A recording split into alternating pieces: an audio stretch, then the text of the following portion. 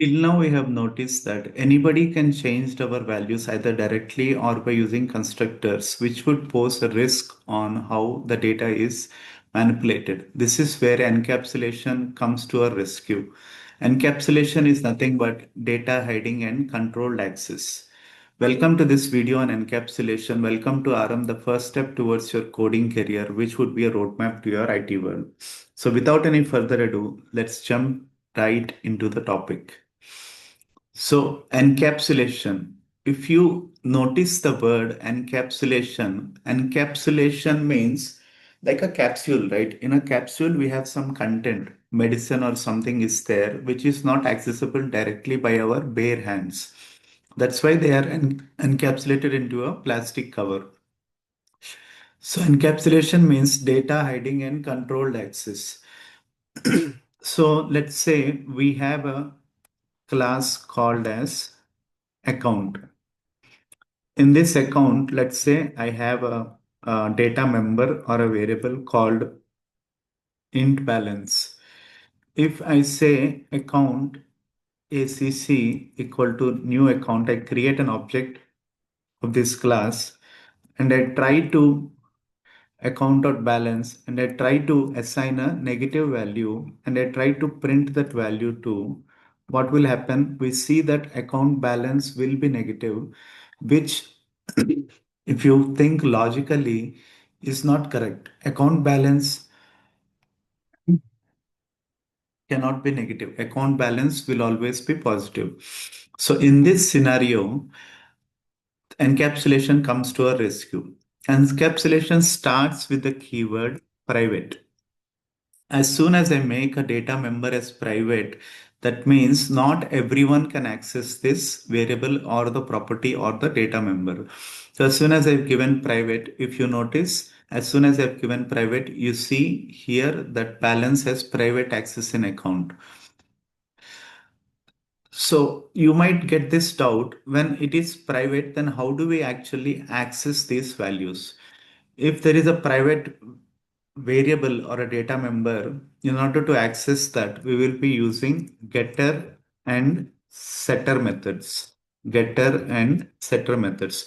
So what are these getter and setter methods? These are standard methods that we will be using in Java, which will actually exhibit the behavior of encapsulation. Let's say I want to get the value of get balance. Okay, here I want to return balance. And similar fashion, if I want to set the value, in case of setting, we will be using a void signature. Int amount, only if the amount is positive, only if the amount is greater than zero, then we will give the provision to assign the value to the balance variable. So in this case, let's try to do what happens. If I say account dot set balance of minus 5,000 and I'll try to get the balance again and I'll try to run, minus 5,000 will not be allowed to be assigned to the value. So the default value of zero, get balance, default value of the balance is an integer, right? So the default value we are getting. In the same case, if I set the balance to a positive value, let's say 10,000, and then I try to get the balance. In that case, I can see the positive balance value assigned here. So this is how by using a private keyword, we will have controlled access on what value to be assigned to the data members. Second thing is, so without encapsulation, we have seen the example, and with encapsulation also we have seen the example. We will see another example where there is only read-only encapsulation and another one is a write-only encapsulation. In a read-only encapsulation, I want to take the example of, let's say, a employee ID. So I'm taking a class employee. Here I'll say int ID. So ID should not have a setter value, right? ID should be, let's say initially the ID, I am giving it as employee ID. Employee ID, I have assigned the value as 10. The employee value should not be given access to be set. Only it should be a read-only value. We must be able to only read the value. When we are trying to read the value, get employee ID, return employee ID. We will not give a setter here. So in this case, how do we access this is employee, let's say E1 equal to new employee as out of E1 dot get employee ID you can get.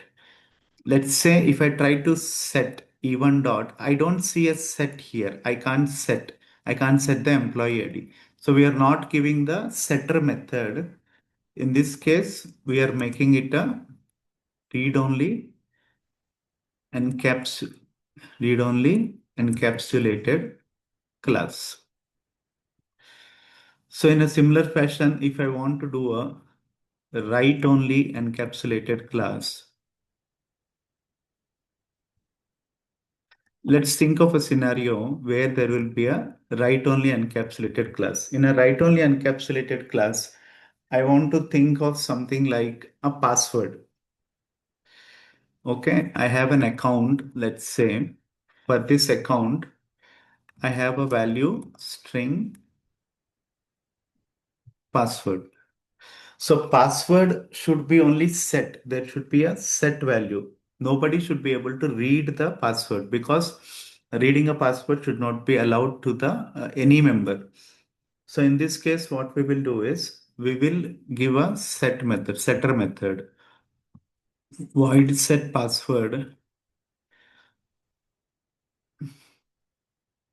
So here, let's say I'll give a variable like my password,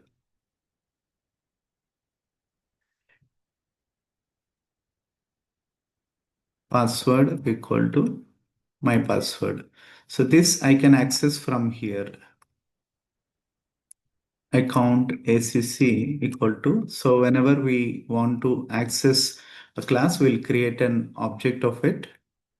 Account dot set password of, let's say, pass or at the rate something, some password we are setting.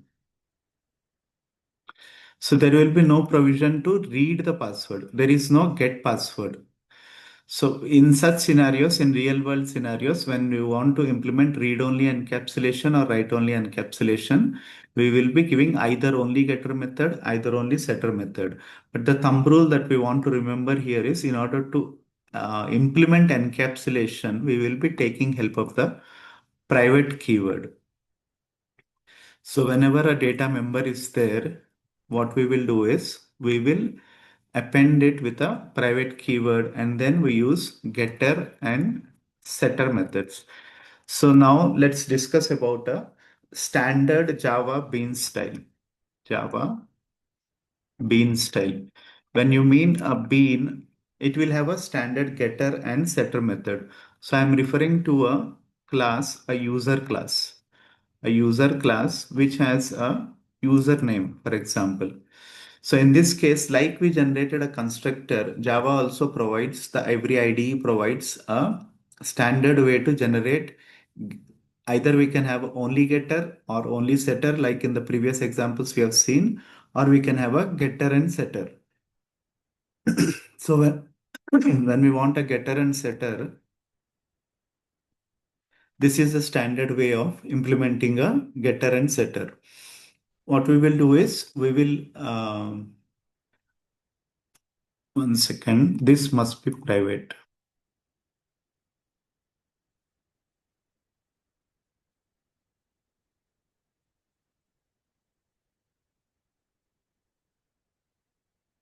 Getter and setter. So the variable itself is private, but we have a public access through a getter method and a setter method. So here what we can do is you can say user u1 equal to new user and u1 dot set username. Let's say I'm again giving the name of Mohan only. And you when you want to access it, access the value, you can say u1 dot get username.